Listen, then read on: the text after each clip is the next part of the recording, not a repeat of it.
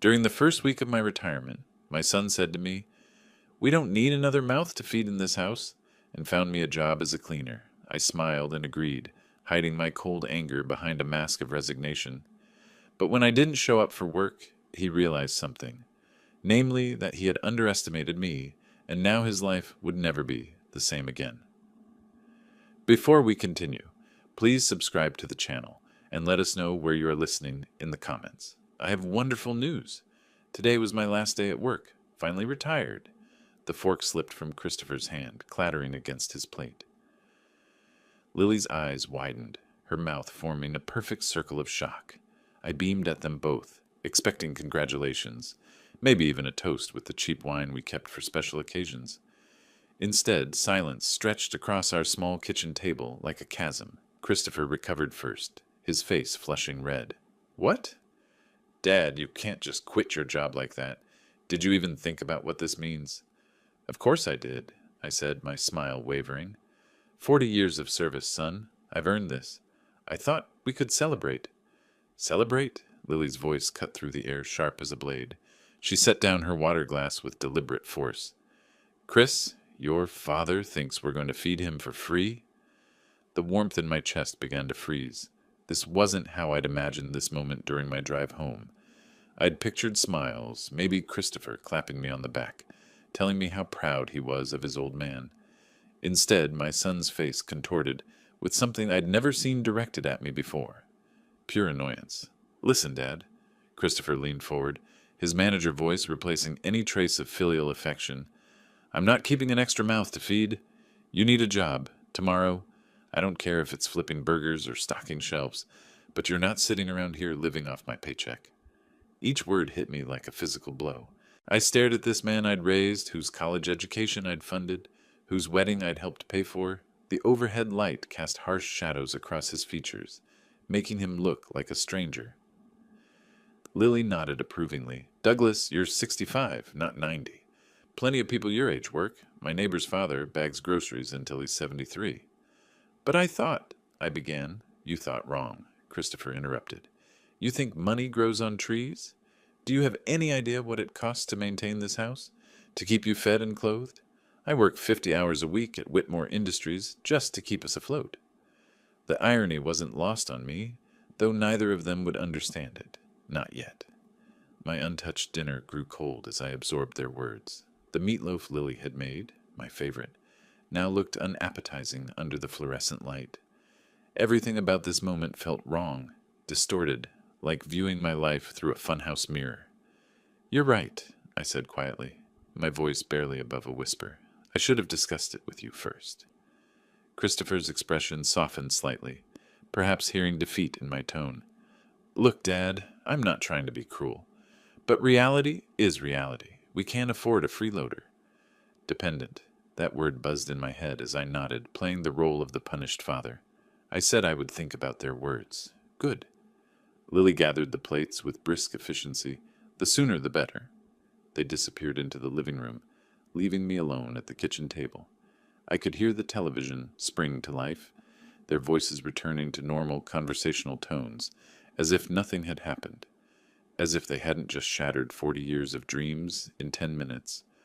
I remained seated, staring at the empty chairs where my family had been moments before.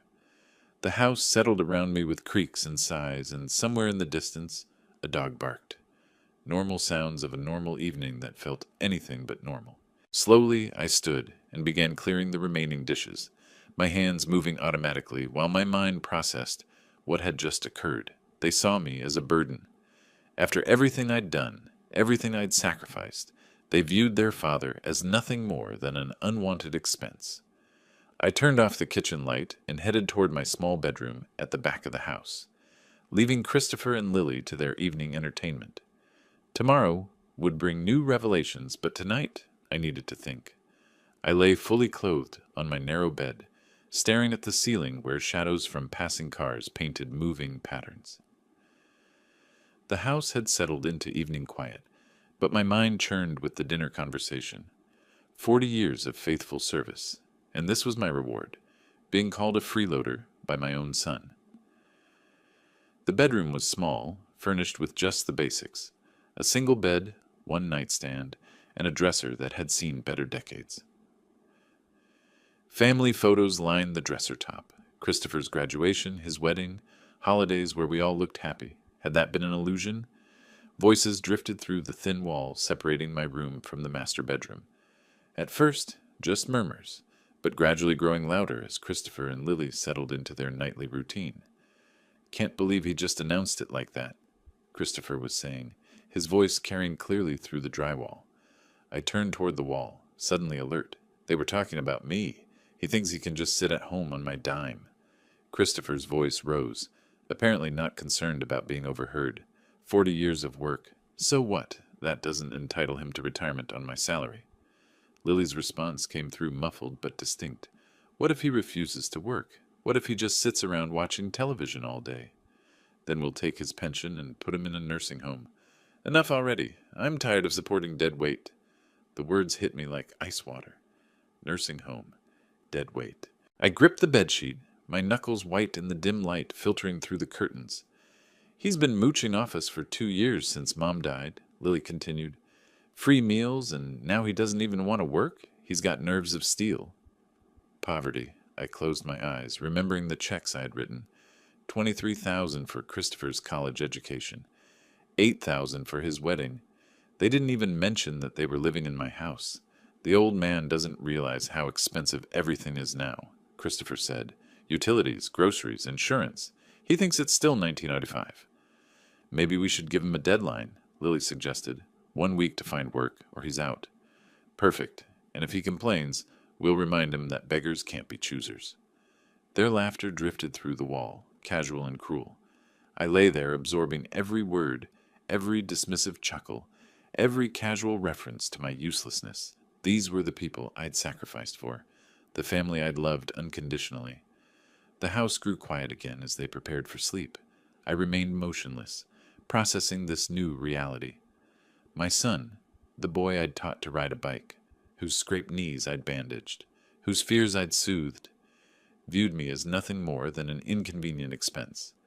A nursing home, the phrase repeated in my mind like a drumbeat. They'd already planned my exile, already decided my fate. Take my pension, the modest monthly check that represented 4 decades of labor, and warehouse me with other discarded parents. I thought about my colleagues who'd received gold watches and retirement parties. Jim Morrison got a fishing boat from his kids. Helen family threw her a surprise celebration at the country club. I got threats and ultimatums over meatloaf. But as I lay there in the darkness, something else began to stir beneath the hurt and shock, a cold, calculating anger that surprised me with its intensity. They wanted to play games with their father's future. They wanted to treat Douglas Cook like some helpless old fool. Perhaps it was time they learned exactly who Douglas Cook really was. I closed my eyes and began to plan. Sleep did not come. I lay motionless in the darkness, listening to the house quieting down around me, while all the sacrifices replayed in my head. The silence now seemed different, not peaceful, but heavy with unspoken truths. 40 years I worked hard, saving every penny I could spare for Christopher's future. Double shifts at the factory when he needed books for school. Weekend jobs when his college bills arrived. All those years of eating canned soup while my paycheck went toward his education at Oregon State University. I remembered the night he called home, panicked about tuition increases. "Don't worry, son," I told him, already calculating how many extra hours I'd need to work. "Your old man will figure it out." And I did, trading sleep for his dreams, my comfort for his opportunities. His wedding day flashed through my memory, Lily in her white dress, Christopher beaming in his rented tuxedo, both of them blissfully unaware that their budget wedding had quietly doubled in cost. I'd covered the difference without a word, watching them dance to music I'd paid for, eating cake I'd financed, celebrating love I'd made possible. Throughout it all, I'd lived modestly, not from poverty, but from choice. Let them think I struggled paycheck to paycheck, while my real investments grew quietly in accounts they never knew existed. Better to be seen as generous than wealthy, or so I'd believed. My fingers traced the worn bedsheet, and I thought about Leonard Whitmore. 25 years ago, when his small manufacturing company was just a startup dream, I'd believed in his vision. $500,000 of investment capital, disguised as a loan to avoid complications. We'd shaken hands in his garage, two men betting on the future. Whitmore Industries now employed 3,000 people across Oregon and Washington. Christopher worked for a company his father had helped build, never knowing his paychecks were partially funded by the man he now called dead weight. All right, Christopher, this game can be played by two sides. The photo on my nightstand caught a sliver of streetlight. Christopher at 8 years old, gap-toothed and grinning, holding the baseball glove I'd saved 2 months to buy. That boy had grown into a man who would steal his father's pension and abandon him to strangers. But he'd made one crucial mistake.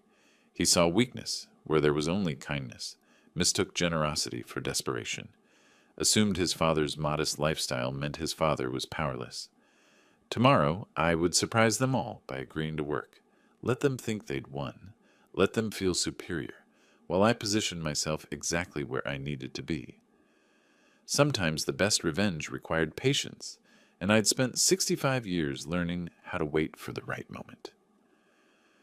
The clock now read 1:23 a.m. In 6 hours, I would begin teaching my son the difference between charity and vulnerability. He wanted to see his father humbled. He'd get his wish. Right up until the moment he realized who was really holding the cards, I pulled the blanket up to my chin and finally allowed myself to sleep. Morning would bring new possibilities, and I intended to be well rested for what came next. Morning coffee was already brewing when I entered the kitchen. Christopher stood by the counter in his weekend clothes, while Lily buttered toast at the table. Both looked up as I appeared, their expressions mixing curiosity with residual hostility from last night's conversation. "Christopher, I've been thinking about your words," I said, settling into my usual chair. "You're right." The coffee mug froze halfway to Christopher's lips. Lily's knife stopped mid-spread, leaving a glob of butter suspended over her toast. They'd clearly expected another argument, more pleading about my retirement dreams. "Seriously?" Christopher set down his mug with obvious suspicion. "You're not going to fight us on this." "What would be the point?" I kept my voice steady, reasonable. A man my age should contribute to the household. I see that now. Lily exchanged glances with her husband, probably wondering if this was some kind of trick. They'd prepared for battle and found surrender instead. Christopher leaned against the counter, his manager persona emerging. "Well, since you're being practical about this, I might have a solution. There's a janitor position open at my company." Whitmore Industries. I felt a small smile threaten the corners of my mouth and quickly suppressed it. "That sounds perfect. I accept." "Just like that?" Lily's voice carried notes of disbelief and satisfaction. "You're willing to clean offices." "Honest work is honest work," I replied, meeting her gaze directly. "When would I start?" Christopher's chest puffed slightly with newfound authority. "Monday morning, 7 a.m. sharp. You'd be ideal for the position. No complaints, follows orders, grateful for the opportunity." He paused, savoring his next words. "The pay is minimum wage, of course. But beggars can't be choosers, right?" There it was again, that phrase they'd laughed about through the thin walls. I nodded seriously, as if accepting both the job and the insult with equal grace. "I'll need to speak with my boss Leonard about approving the hire," Christopher continued, "but I'm sure he'll understand the family situation. Probably feels sorry for you, actually." Leonard. My oldest friend, my business partner, the man whose garage I'd sat in 25 years ago discussing dreams and investments. "That's very kind of you to help arrange this," I said, letting just enough gratitude creep into my voice to make them feel magnanimous. Lily reached across the table and patted my hand condescendingly. "See? This wasn't so difficult. You just needed to face reality about your situation." My situation. If only she knew. "I appreciate you both helping me understand," I said. "It'll be good to have purpose again, to contribute something meaningful to the family income." Christopher nodded approvingly. Exactly the attitude we wanted to see. Maybe this will work out, after all. He pulled out his phone, presumably to contact Leonard about the janitor position. I watched him dial, imagining Leonard's reaction when he received this particular request. "I'll make the call this afternoon," Christopher said, Get everything set up for Monday. Perfect, I replied, already picturing my first day back at Whitmore Industries. It would indeed be a homecoming, just not the kind Christopher anticipated. The conversation moved on to weekend plans and grocery lists, but I barely listened. My mind was already planning Monday morning, calculating exactly how long it would take for the truth to emerge. Very soon, they'd learn that underestimating Douglas Cook was the costliest mistake they'd ever made. Monday morning arrived crisp and clear. The week between my agreement and today had passed in a blur of Christopher's smug preparations. He'd proudly informed Leonard about solving his father problem, purchased cleaning supplies for me, and outlined my duties with barely concealed satisfaction. I'd played along perfectly, nodding appreciatively while internally counting down to this moment. At 7:30 a.m., I sat in my kitchen sipping coffee and reading the morning paper. Through the window, I could see neighbors heading to work, their routines unchanged by the small revolution brewing in my house. The cleaning supplies Christopher had bought remained untouched, in their bag, by the door, a prop in the theater of his expectations. My phone remained silent until 8:15. Then it erupted. "Dad, where are you?" Christopher's voice crackled with fury and panic. My boss just tore me apart. Leonard was waiting for the new janitor, and nobody showed up. "Oh my," I said, affecting just the right tone of confused concern. What time was I supposed to be there? 8 o'clock. We discussed this every day this week. How could you forget? I paused, letting his agitation build before responding with carefully measured bewilderment. "I'm so sorry, Christopher. Age, sometimes things just slip away from me. These old brains aren't what they used to be." "This isn't about your brain." His voice rose another octave. "I vouched for you. I told Leonard you'd be reliable. That hiring family was a smart move. Now I look like a complete fool." Perfect. I imagined Leonard's confusion, probably wondering why Christopher was so invested in hiring an elderly janitor. My old friend was nothing if not polite, but he'd certainly noticed the irregularity. "I feel terrible about this misunderstanding," I continued, maintaining my performance of elderly confusion. "What did Mr. Whitmore say?" "He asked why I was so personally involved in the hiring process. I had to explain you were my father, living at home, needed the work." Christopher's voice carried the bitter taste of professional embarrassment.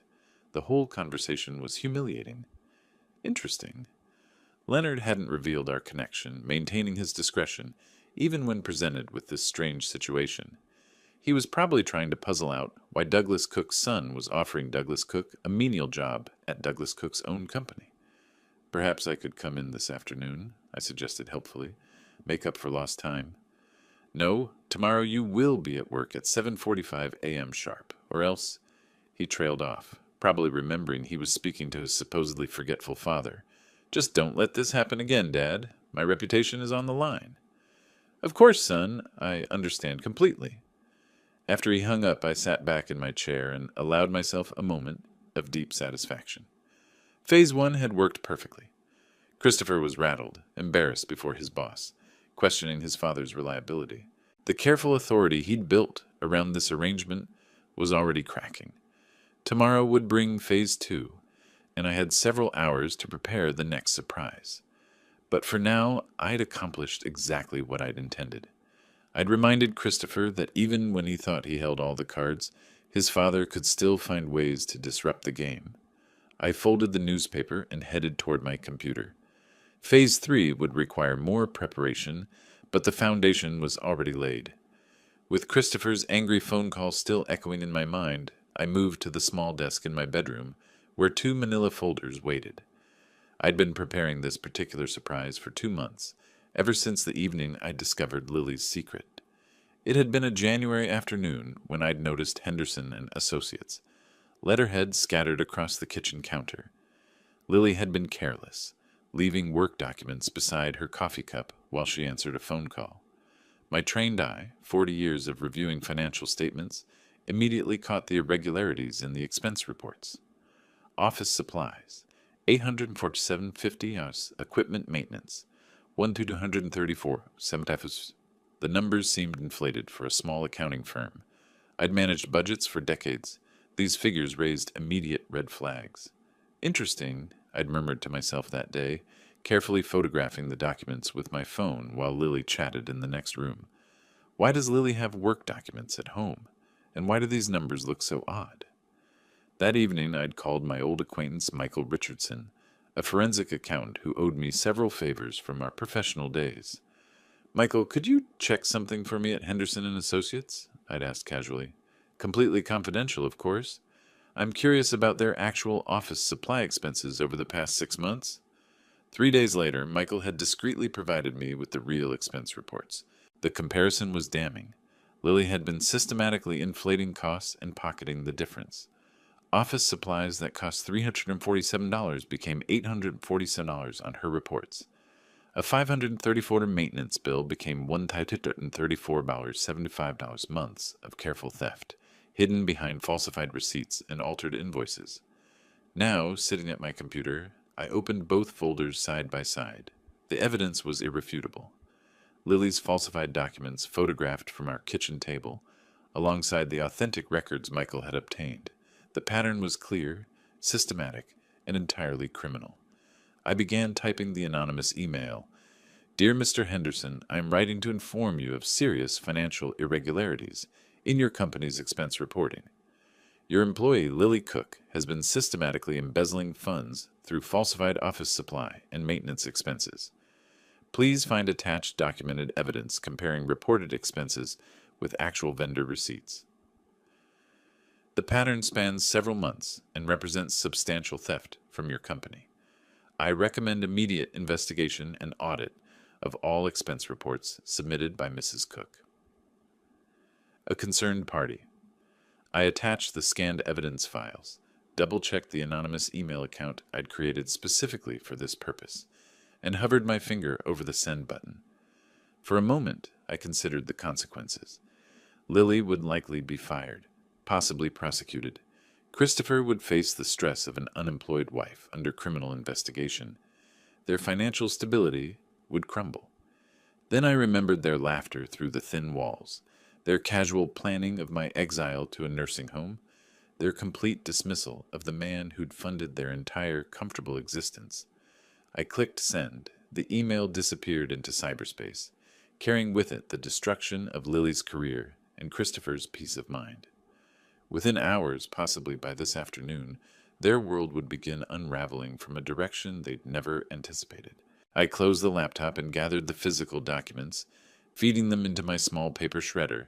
The evidence had served its purpose. Now it needed to disappear completely. Outside, spring afternoon sunshine painted the kitchen in golden light. I made myself a sandwich and sat down to wait. Soon enough, the consequences would unfold. Christopher had wanted to play games with his father's future. Now he'd discover that his father had been collecting insurance policies all along. The afternoon stretched ahead of me like a blank canvas, waiting for careful brushstrokes. Christopher's morning humiliation had been satisfying, but it was merely the opening gambit. Now came the methodical work that would truly demonstrate the difference between a helpless old man and a strategist with 40 years of business experience. In my small study, afternoon sunlight illuminated two neat stacks of documents on my desk. The left pile contained photocopies of Henderson and Associates expense reports I'd captured with my phone camera 2 months ago. The right stack held the authentic records Michael Richardson had discreetly obtained through his professional network. The comparison told a story of systematic theft spanning 8 months. Lily had been clever, I'd give her that. Rather than stealing large amounts at once, she'd inflated legitimate expenses by precise percentages. A genuine $347 office supply order became $847 on her reports, exactly $500 more. Computer equipment costing $1,234 appeared as $1,740 in company records. She'd even created fictional vendor relationships, submitting invoices for services never rendered. My calculators showed approximately $18,000 diverted into her personal accounts. Not enough to trigger automatic audits, but substantial enough to fund her designer handbags and weekend shopping trips that always puzzled me, given her modest salary. I opened my laptop and accessed the anonymous email account I'd established weeks ago. The message needed to sound concerned but professional. with enough specific detail to trigger immediate investigation. "Dear Mr. Henderson," I typed, "I'm writing to alert you to serious financial discrepancies in your accounting department. Your employee Lily Cook has been systematically embezzling company funds through falsified expense reporting. The attached evidence shows documented proof of inflated invoices, fictional vendor payments, and personal purchases disguised as business expenses. The pattern spans January through August 2025, representing approximately $18,000 in theft. I recommend immediate internal audit of all expense reports submitted by Mrs. Cook, with particular attention to office supplies, equipment maintenance, and consulting fees. A concerned observer." Methodically, I attached scanned copies of the most damning evidence, side-by-side comparisons of Lily's reports versus actual vendor receipts, photographs of suspicious documents from our kitchen table, and a detailed timeline showing the escalating pattern of theft. My finger hovered over the send button. Once this email reached Henderson and Associates, Lily's career would crumble within hours. Her professional reputation would be destroyed. Criminal charges might follow. But then I remembered her voice through the thin walls. Maybe we should give him a deadline. 1 week to find work, or he's out. Her laughter as she discussed stealing my pension and warehousing me with strangers. I clicked send. The message vanished into cyberspace, carrying 28 attachments of irrefutable evidence. By evening, possibly within the next few hours, Lily would face the consequences of both her theft and her cruelty. I closed the laptop and carefully fed the physical documents into my paper shredder, watching months of preparation transform into thin ribbons. The evidence had served its purpose. Now it needed to disappear completely. Phase 3 was complete. Christopher had been embarrassed at work this morning. Lily would face career destruction this afternoon. Tonight, they'd both return home to a father they assumed was helpless, never suspecting he'd orchestrated their simultaneous downfall. I made myself tea and settled into my chair to wait for the evening's revelations. The front door slammed at 6:43 p.m., followed by the sound of heels clicking rapidly across the hardwood floor. I looked up from my evening newspaper, feigning surprise at the urgency in Lily's footsteps. She appeared in the living room doorway, her face blotchy with tears, mascara smudged beneath red-rimmed eyes. Her usually perfect appearance was disheveled, blouse wrinkled, hair escaping its neat bun, hands trembling as she clutched her purse. "Lily, what happened?" I set down the paper, rising halfway from my chair with practiced concern. "Why are you crying?" "I'm facing termination." The words tumbled out between gasping sobs. "Someone sent my boss some documents. Financial records. They think I've been stealing." "What terrible luck." I moved toward her, my voice carefully calibrated to convey shock and sympathy. "Who could have done such a thing?" She collapsed into the armchair across from me, her composure completely shattered. "I don't know. Someone anonymous sent detailed evidence to Mr. Henderson this afternoon. Bank records, expense reports, everything laid out like some kind of forensic investigation." I settled back into my seat, maintaining my expression of bewildered concern, while internally cataloging every detail she revealed. "That sounds absolutely devastating. What exactly are they claiming?" "They're saying I inflated expense reports, created fake invoices, used the company credit card for personal purchases." Her voice broke completely. "Doug, they have everything. Dates, amounts, even photographs of documents." Fascinating. Henderson had moved quickly, confronting her within hours of receiving my email. A competent businessman, clearly the kind who understood that embezzlement required immediate action. "But surely this is some kind of misunderstanding," I said gently. "You're an honest person, Lily. Anyone who knows you would vouch for your character." "That's just it." She leaned forward desperately. "The evidence is so detailed, so specific. Whoever did this has been watching me for months, documenting everything. It's like they knew exactly what they were looking for." "Indeed they did. Have you told Christopher yet?" I asked, allowing appropriate worry to creep into my voice. Her face crumpled further. "No, how can I? He's already stressed about work, about the situation with you, missing your first day." She looked up at me with pleading eyes. "Doug, what am I going to do? If they fire me, if there are criminal charges, we'll lose everything." Now, I said soothingly, moving to pat her shoulder in a grandfatherly gesture. We'll figure this out together. Family supports family, right? The irony wasn't lost on me. The woman who'd laughed about sending me to a nursing home was now seeking comfort from the very person she'd planned to abandon. They've suspended me pending a full investigation, she continued, wiping her nose with a tissue. Mr. Henderson said the evidence was too compelling to ignore. They're bringing in external auditors, reviewing every transaction I've handled in the past year. External auditors. Michael Richardson had certainly covered his tracks well when he'd helped me gather the initial evidence. The authentic expense reports he'd provided would perfectly corroborate my anonymous allegations. Is there any chance this could be resolved quietly? I asked, maintaining my helpful tone. Perhaps if you spoke with Mr. Henderson directly, explained your side of things. My side? She laughed bitterly. What side? The documents don't lie, Doug. Someone has built an airtight case against me, and I have no idea who or why. The sound of Christopher's car pulling into the driveway cut through her despair. We both heard his footsteps on the front porch, his key turning in the lock. Please, Lily whispered urgently. Let me tell him myself. He's going to be devastated. I nodded sympathetically, settling back to enjoy the evening's final act, as Christopher's voice called out from the entryway. Lily? Dad, I'm home. Christopher's heavy footsteps echoed through the hallway, each thud carrying the weight of his difficult day. When he appeared in the living room doorway, his tie loosened and shirt wrinkled. His expression immediately shifted from tired annoyance to sharp alarm at the scene before him. What did you do to her, old man? He dropped his briefcase and rushed toward Lily, who was still dabbing at her tear-streaked face.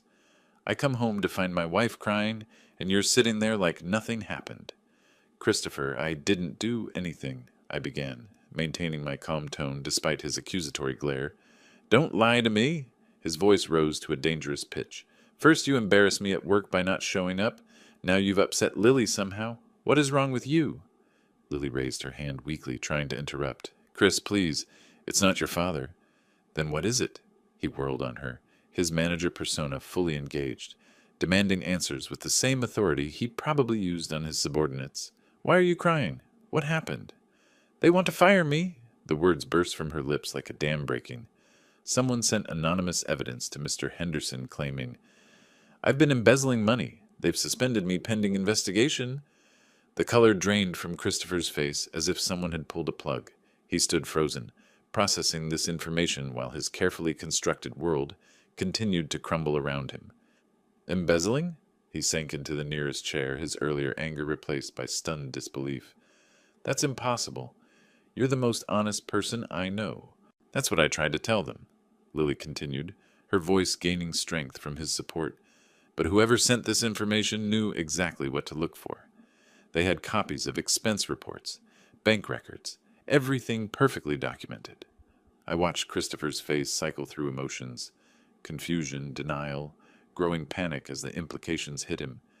His father missing work, now his wife facing criminal charges. Everything was spinning beyond his control. This can't be happening, he muttered, running his hands through his hair. Not now.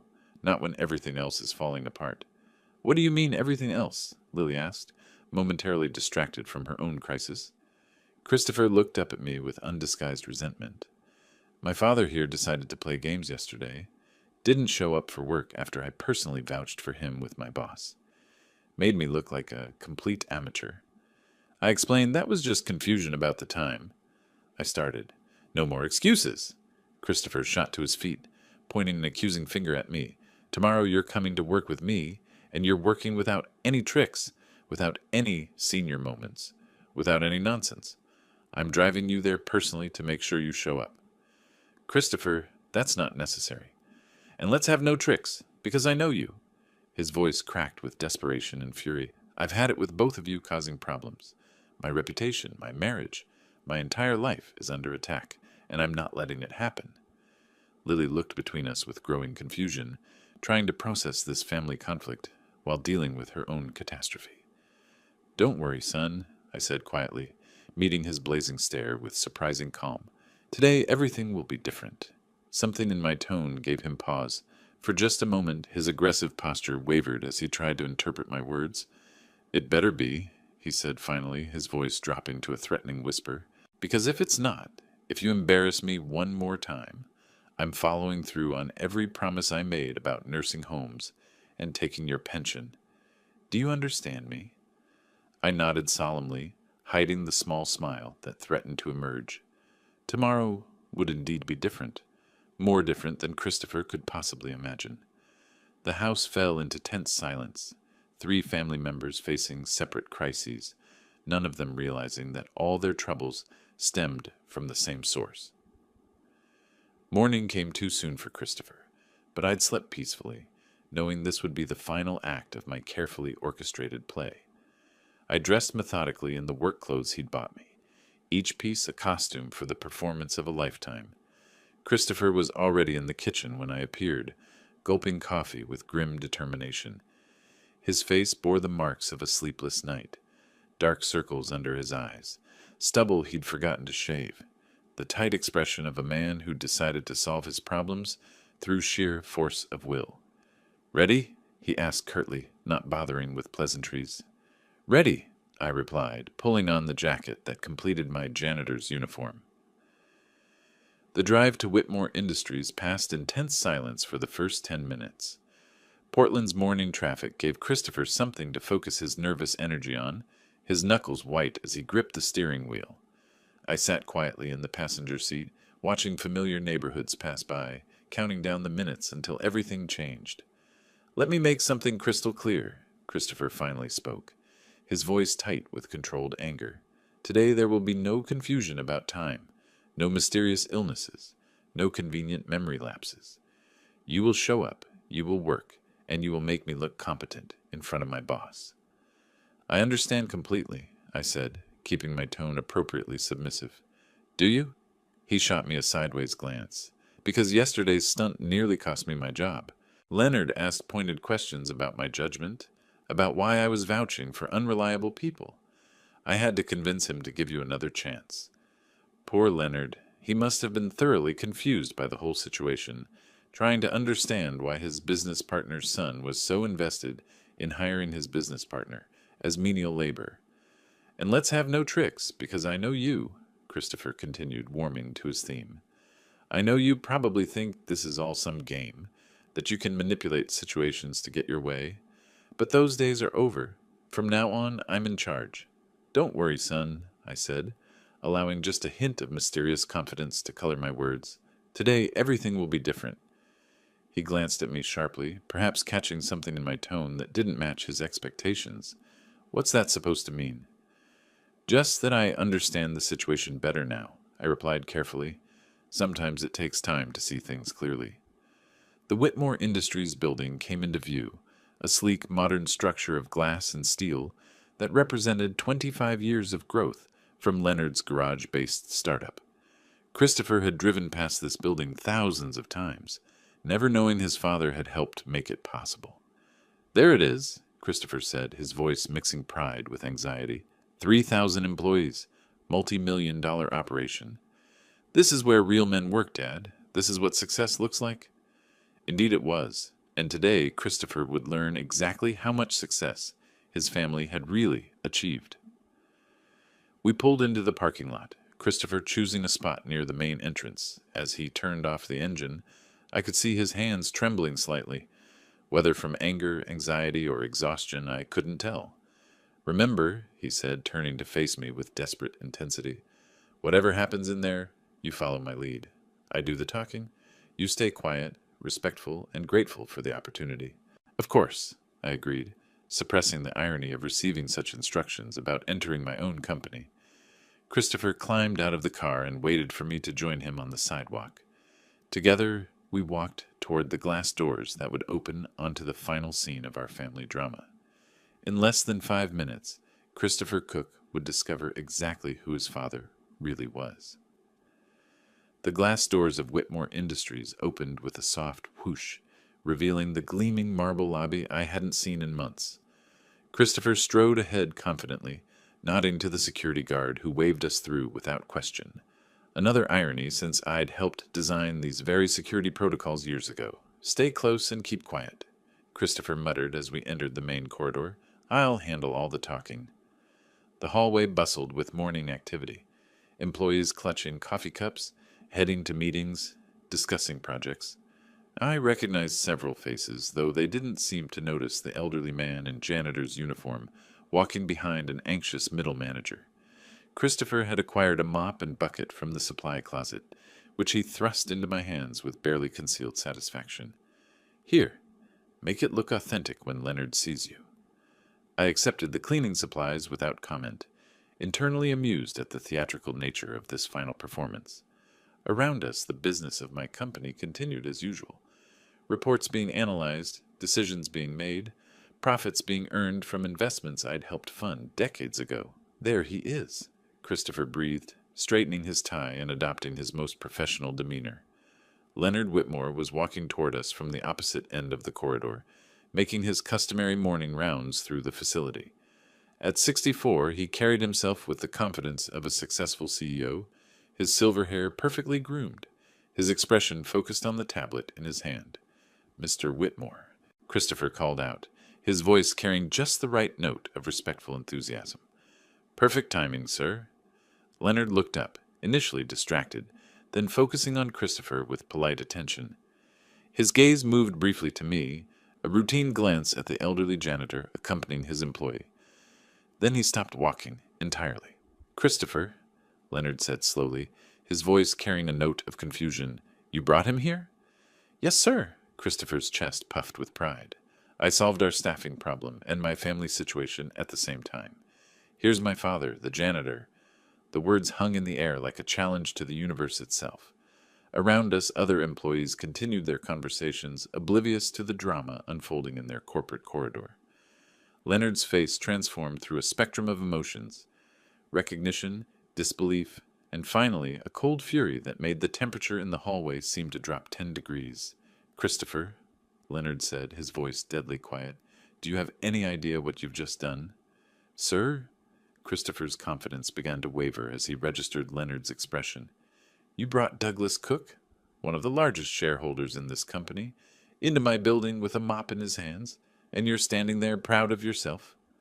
The color drained from Christopher's face so quickly I thought he might faint. His mouth opened and closed soundlessly, like a fish gasping for air. "That's impossible," he whispered. 25 years ago, your father invested $500,000 in my startup," Leonard continued, his voice rising. "Without him, there would be no Whitmore Industries. Without him, there would be no job for you to lose, which you just did." "I don't understand." "Then you're fired, immediately."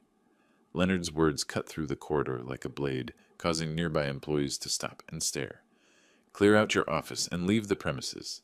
Security will escort you out." Christopher stood frozen, his world collapsing around him with the speed and finality of a controlled demolition. His briefcase slipped from nerveless fingers, hitting the marble floor with a sharp crack that echoed through the suddenly silent hallway. Leonard turned to me with genuine concern, the anger leaving his voice entirely. "Douglas, my friend, what on earth is going on here?"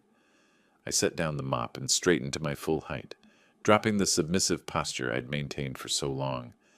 When I spoke, my voice carried the authority and intelligence I'd kept hidden for days. "Leonard, I think we need to have a private conversation in your office." Leonard's executive office had always been a sanctuary of success: rich mahogany furniture, floor-to-ceiling windows overlooking the Portland skyline, walls lined with awards and photographs documenting 25 years of business triumph. As we entered, I noticed several pictures showing Leonard and me together at various company milestones, evidence of a partnership Christopher had never known existed. Christopher followed us in like a sleepwalker, his face still ghostly pale from the corridor revelation. He slumped into a leather chair uninvited, staring at his hands as if they belonged to someone else. "Douglas, please sit," Leonard said, gesturing to the chair across from his desk, the same chair where I'd sat countless times discussing business strategy and company direction. "Can someone explain to me why my business partner was just introduced to me as a janitor by his own son?" I settled into the familiar seat, feeling the weight of deception finally lifting from my shoulders. "Leonard, My family has been under the impression that I'm financially dependent on them. They've been uncharitable in their assessment of my worth. Uncharitable? Leonard's voice sharpened. Christopher, your father owns 37% of this company. He's been quietly drawing dividends for decades. Not because he needs the money, but because that's how investments work. What exactly did you think he did for a living? Christopher's voice came out as barely a whisper. Factory work, manual labor. I thought he was poor. Poor? Leonard laughed, but there was no humor in it. Your father could buy and sell most of Portland's business district. He chose to live modestly, chose to let you believe he was struggling, and apparently chose to let you treat him like a burden. The truth hung in the air between us. 25 years of hidden success, finally exposed to the light. Through the floor-to-ceiling windows, I could see the city skyline, a view I'd helped Leonard afford through my early investment and continued partnership. But why? Christopher asked, looking directly at me for the first time since the corridor confrontation. Why didn't you tell me? Because I wanted to see what kind of man you'd become without the influence of money, I replied calmly. I wanted to know if you'd respect your father for who he was, not what he owned. The answer, unfortunately, is that you wouldn't. Leonard leaned back in his executive chair, studying Christopher with undisguised distaste. Let me understand this correctly. You discovered your father had retired, and your response was to force him into menial labor? We couldn't afford, Christopher began. You couldn't afford. Leonard's voice rose. Your father has been supporting you your entire adult life. College tuition, wedding expenses, house down payment, money that came from his share of this company's profits. And you repaid that generosity by threatening to put him in a nursing home. Christopher's face crumpled as the full magnitude of his mistakes became clear. I didn't know. Nobody told me. Nobody told you to be decent to your father either, I said quietly. Nobody told you to treat the man who raised you with basic human respect. That should have come naturally. Leonard stood up, moving to the window overlooking the parking lot. Douglas, what do you want me to do about this situation? Nothing that hasn't already been done, I replied. Justice has been served. Christopher's employment here is terminated, as you've already announced. His wife faces criminal charges for embezzlement at her company, though that's a separate matter entirely. Christopher's head snapped up. You knew about Lily? I know about everything, son. I always have. I stood as well, feeling taller than I had in years. The question now is what you're going to do with this knowledge. The office fell silent except for the distant hum of business continuing in the building below. Christopher sat surrounded by the evidence of success he'd never recognized, finally understanding that his father wasn't the weak, dependent man he'd imagined. Leonard walked over and placed a hand on my shoulder. Douglas, you're always welcome here. This is your company as much as mine. Thank you, Leonard, but I think it's time I actually retired. Properly this time, on my own terms. I looked at Christopher one final time. Perhaps this experience will teach you something about respect, humility, and the difference between being poor and choosing to live simply. Christopher opened his mouth as if to speak, then closed it again.